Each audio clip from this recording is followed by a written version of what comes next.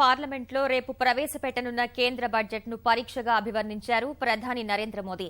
మన్ కీ బాత్ కార్యక్రమంలో భాగంగా ఆకాశవాణి ద్వారా విద్యార్థులను ఉద్దేశించి ప్రసంగించిన మోదీ 125 కోట్ల మంది ప్రజలు తనను పరీక్షించబోతున్నారని వ్యాఖ్యానించారు.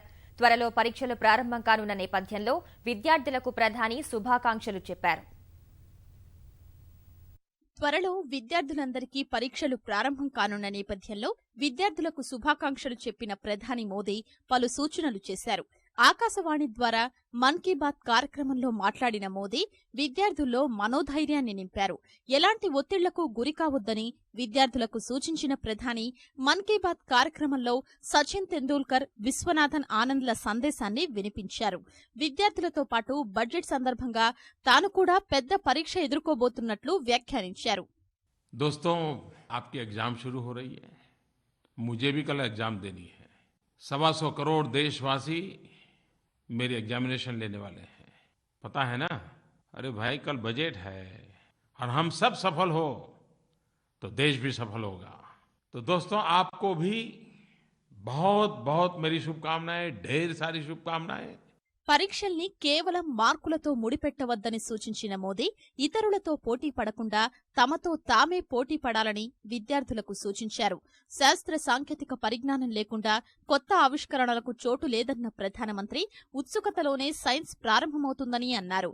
మన్ కీ బాత్లో బల్బును కనుగొన్న ఎడిసన్ నుంచి శ్రీనివాస రామానుజన్ వరకు ఎంతో మంది శాస్త్రవేత్తల్ని ప్రస్తుతించిన ప్రధాని ప్రతి శాస్త్రవేత్త జీవితాన్ని విద్యార్థులు ఆదర్శంగా తీసుకోవాలని కోరారు.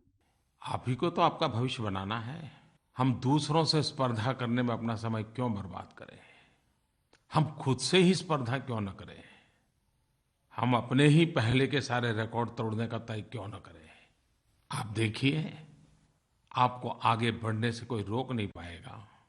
వేళకు నిద్రపోయి ఉదయాన్నే లేచి మరోసారి పాఠ్యాంశాన్ని పునశ్చరణ చేసుకోవాలని ప్రధాని మోదీ విద్యార్థులకు సూచించారు.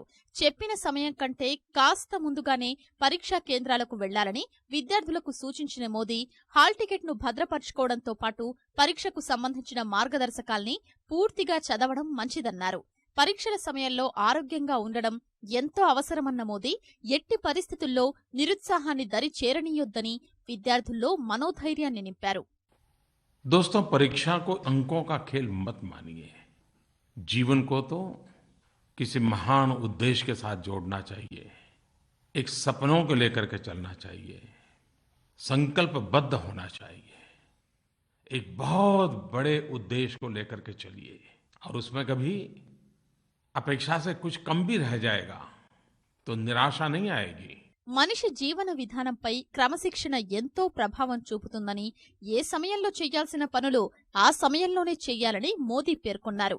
పరీక్షల పట్ల ఆలోచనా దృక్పథం మార్చుకుంటే ఒత్తిడి తగ్గుతుందని విద్యార్థులకు సూచించిన ప్రధాని పిల్లలపై అనవసర ఒత్తిడిని పెంచొద్దని తల్లిదండ్రులకు సలహా ఇచ్చారు.